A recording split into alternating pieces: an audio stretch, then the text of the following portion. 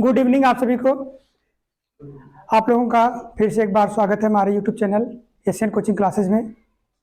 ठीक, आज हम लोग बात करने वाले हैं दांत के बारे में। आप लोग इससे पहले आपने किसके बारे में पढ़ा? मुख और मुख गुहा के बारे में पढ़ चुके हैं। ठीक है, और यहाँ से आज हम पढ़ने वाले हैं दांत के बारे में। ठीक, दांत क्या होता है और दांत के प्रकार क्या होते हैं, मानव दांत की विशेषताएं क्या होती हैं, इनके बारे में आज हम पढ़ने वाले हैं। ठीक है, तो सबसे पहले आते हैं हम दांत की तरफ।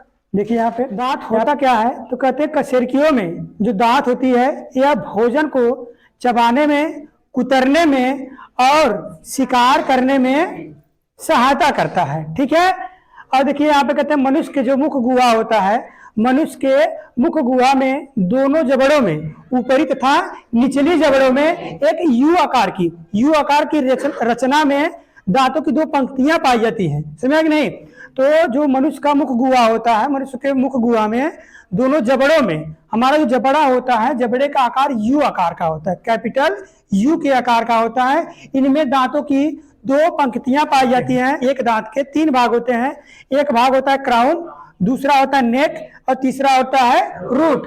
तो इसमें आप अगर क्राउन वाले भाग को देखेंगे तो यह क्राउन को हम लोग शिखर कहते हैं। क्या कहते हैं? शिखर। तो दांत का वह भाग जो मसूड़ों के ऊपर होता है उसे हम क्राउन कहते हैं। क्या कहते हैं? क्राउन कहते हैं। तो क्राउन पर अगर आप देखेंगे तो एक व्हाइट कलर की परत चढ़ी होती है, एक सफेद रंग की चादर पाई जाती है जिसे कहते हैं इनेमल। क्या कहते हैं? इनेमल। तो इस पे एक इनेमल की परत पाई जाती है। समझा कि नहीं? तो जो यह इनेमल होता है यह शरीर का सबसे कठोर भाग होता है। क्या होता है? सबसे कठोर भाग। तो इनेमल हमारे शरीर का सबसे कठोर भाग होता है या सबसे कठोर पदार्थ होता है। ठीक, जो किसका बना होता है? कैल्शियम फास्फेट का। किसका? कैल्शियम फास्फेट का। और ठीक, और कैल्शियम कार्बोनेट का बना होता है। किसका बना होता है? कैल्शियम कार्बोनेट का बना होता है। ठीक है, यहाँ पे आपने, ठीक है। इसके बाद देखिए कहते हैं कि मनुष्य में जो दांत पाई जाती है उसकी क्या क्या विशेषताएं होती हैं। तो मनुष्य के दांत की निम्न विशेषताएं होती हैं। यही तीन विशेषताएं आपको दिखाई देंगी। पहला है थीकोडॉन्ट, जिसे कहते हैं गर्तदंती। क्या कहते हैं? गर्तदंती। तो गर्तदंती का मतलब यह होता है कि ये जो दांत होते हैं, मनुष्य के जो दांत होते हैं, यह जबड़े की हड्डियों में क्या रहते हैं? धंसे रहते हैं। इसलिए इसे हम क्या कहते हैं? गर्तदंती कहते हैं। क्या कहते हैं? गर्तदंती कहते हैं। और इसके ऊपर, ठीक है, क्या पाया जाता है? कोमल मसूड़ा पाया जाता है, जिसे हम जीवा कहते हैं, या कभी कभी इसको हम गम के नाम से भी जानते हैं। क्या कहते हैं? गम भी कहते हैं। तो हमारे जीवन में दो ही गम होते हैं। कितने गम है? दो ही। ठीक है, एक ऊपरी जबड़ा में और एक निचली जबड़ा में। ठीक है, यही है गम। एक गम, दूसरा गम है। ठीक है, क्या हुआ? कोई तीसरा गम है क्या? मानव की जो दांत की विशेषता है दूसरा का है द्विबारदंती। इसका मतलब यह हुआ कि जीवन काल में दो बार दांत आते हैं। मानव के जीवन काल में कितनी बार आएगा? दो बार आता है। ठीक है, किसको छोड़कर? अग्र चर्वणक, जिसे कहते हैं प्रीमोलर दांतों को छोड़कर सभी दांत जीवन काल में दो बार आते हैं। एक यह विशेषता हो गई। समझा कि नहीं? तो मानव दांत की तीसरी विशेषता क्या होती है? विषम दंती। तो मानव दांत जो होता है विषम दंती भी होता है, मतलब इनमें विभिन्न प्रकार के दांत पाए जाते हैं, एक ही प्रकार का नहीं पाया जाता है, अलग अलग प्रकार के इनमें दांत पाए जाते हैं। जैसे हम इसमें अगर देखेंगे तो चार प्रकार के दांत पाए जाते हैं। पहला आपका होता है कृंतक, ठीक है, जिसे हम कहते हैं इंसीजर। ठीक, दूसरा होता है आपका रदनक, और तीसरा होता है क्या? अग्रचर्वणक और चर्वणक। ये चौथा आपका चर्वणक होता है। समझा कि नहीं? तो इनके बारे में हम इसके बाद पढ़ेंगे। ठीक है, इसको इतना अगर नोट करना तो नोट कर लीजिएगा। ठीक, जो मानव का दांत का प्रकार होता है, ठीक है, वह होता है चार प्रकार का। कितने प्रकार का होता है? चार प्रकार का। ठीक है, पहला जो होता है वह होता है कृंतक, जिसे कहते हैं इंसीजर। इंसीजर जो दांत होते हैं यह आगे की तरफ लगे चपटे धारदार दांत होते हैं, जो भोजन को कुतरने के या फिर काटने के कार्य में आते हैं। ठीक है, इनकी संख्या जो होती है यह ऊपरी जबड़े में कितना होगा? 4, तथा निचली जबड़े में कितना होगा? 4। ठीक है, अगर आप यहाँ पे फिगर पे देख पा रहे हैं तो यह जो दांत यहाँ पे हमने पिंक कलर का बनाया है, तो यह जो दांत होती है यही होती है हमारी इंसीजर। क्या होती है? इंसीजर। तो हमने ये जो फिगर बनाया है, ठीक है, तो यह ऊपरी जबड़ा का केवल एक साइड का बनाया है, ठीक है, ऊपरी जबड़ा का केवल एक साइड का बनाया है। यही सेम दांत इसका पलटी इधर कर देंगे तो हमारा एक जबड़ा पूरा कंप्लीट हो जाएगा, समझ नहीं? जैसे हमारा ये माउथ कैविटी हो गया, ठीक, ये माउथ कैविटी हो गया, तो इसको हमने 4 भागों में डिवाइड करके केवल एक भाग का ही फिगर बनाया है, समझ नहीं?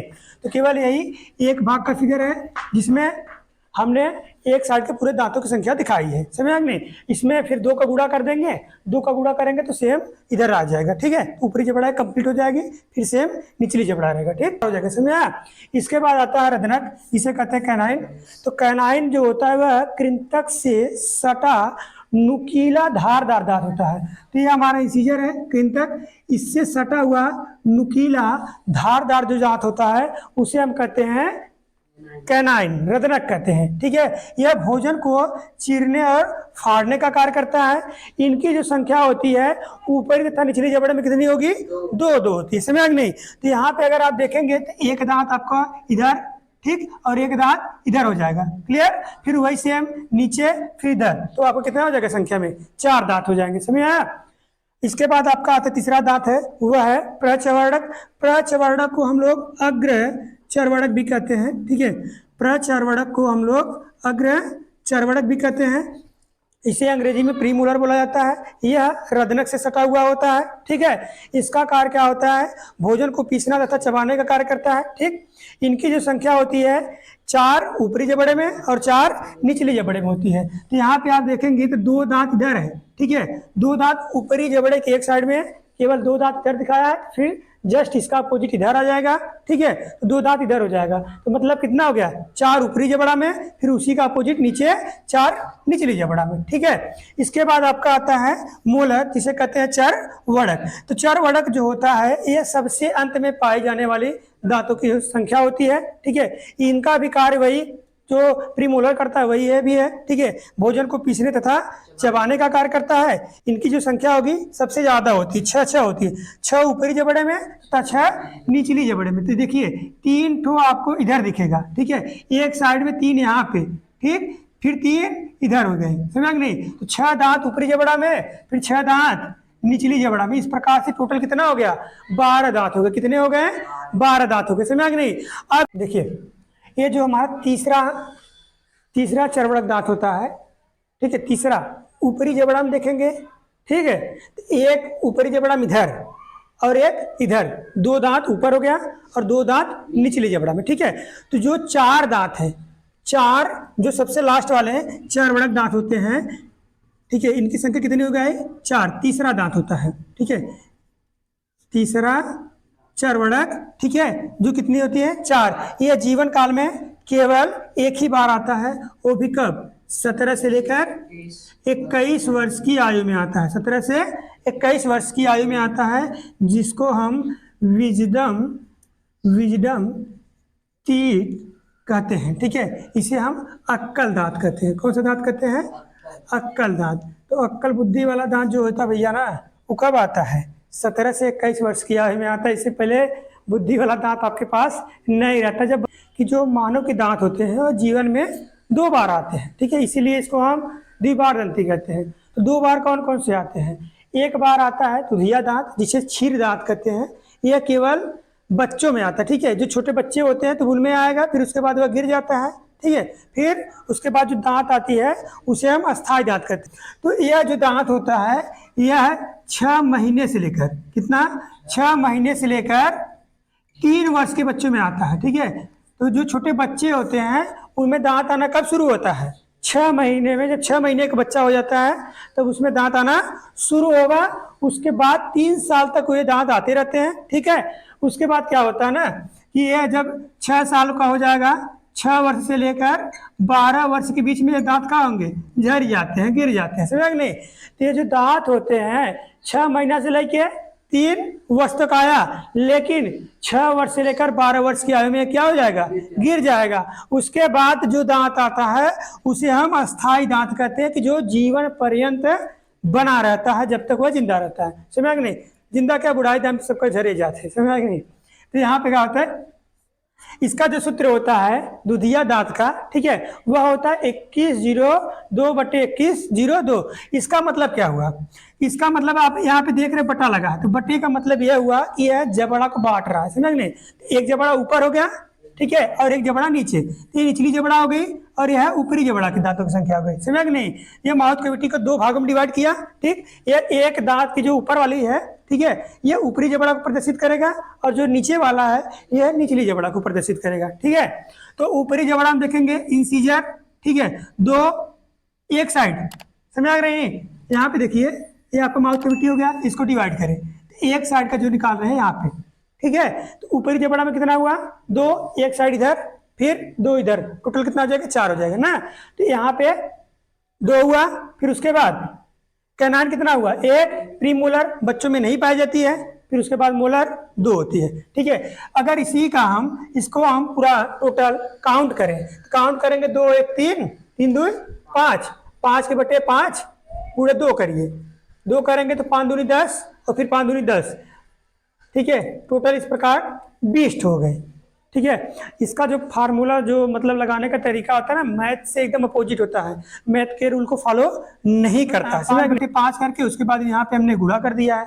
इसका मतलब यह हुआ भैया कि हमने केवल एक जबड़े का, मतलब ऊपरी जबड़े का केवल एक साइड का दांत निकाला है, फिर उसमें अगर हम 2 का गुणा करेंगे तो ऊपरी जबड़े का दोनों साइड का आ जाएगा, इधर का भी और इधर का भी। अगर आप देखिए यहाँ पे तो 2 दांत आपके इंसीजर हैं, ठीक है, फिर उसके बाद एक दांत कैनाइन है, एक दांत कैनाइन है, ठीक है। उसके बाद प्रीमोलर तो बच्चों में होता नहीं है, प्रीमोलर बच्चों में नहीं होता है, होता बड़ों में है, ठीक है। तो इसके बाद मोलर की संख्या 2 ही होती है। तो यहाँ पे आपको 3 दिख रहा होगा, लेकिन बच्चों में कितनी होती है? 2 ही होती है, समझ नहीं?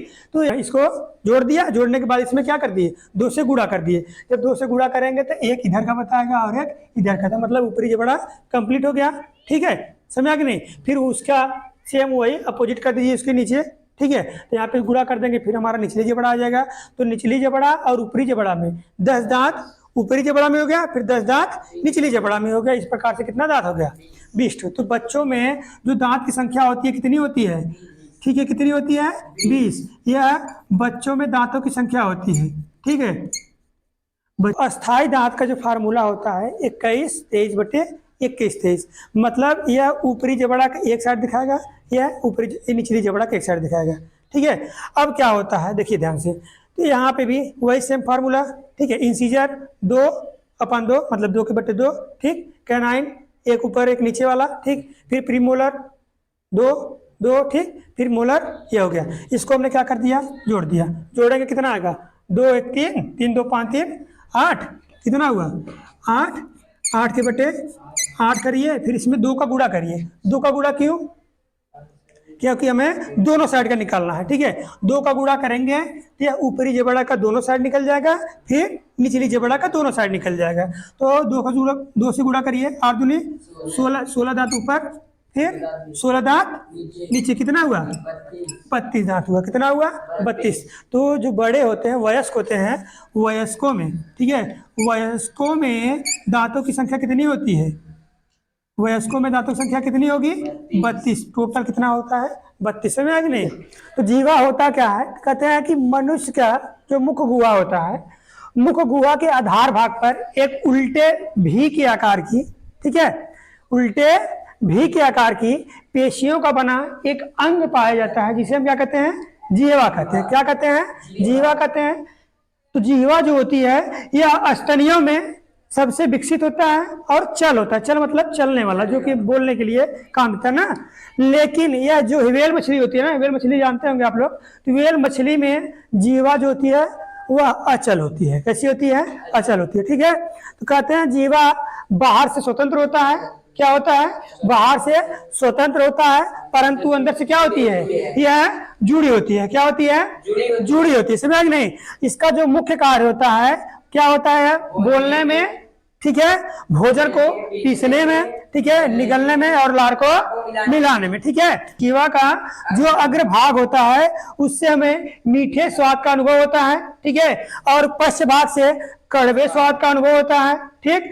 पश्च के किनारे वाले भाग से खट्टे स्वाद का अनुभव होगा, और जो अग्र का किनारा वाला भाग होता है उससे नमकीन भाग का स्वाद हमें पता चलता है। समझ आया कि नहीं? अब इसके बाद आता है तीखा किससे होगा। तो जब चारों साथ मिलकर काम करते हैं तो हमें तीखेपन का स्वाद पता चलता है। समझ आया कि नहीं? यही होता है हमारा जीवा। ठीक है, समझ आया? क्लियर? अगर वीडियो पसंद आ रही हो तो ठोक दीजिए, 5,000 लौटे दिख जाना चाहिए। ये 4,000 के लिए मैं यहाँ पे नहीं खड़ा हूँ, पूरा साल मेहनत करता हूँ आपके लिए बेटा। ऐसा नहीं चलेगा, ऐसा नहीं चलेगा। लाइक ठोकी दबा के।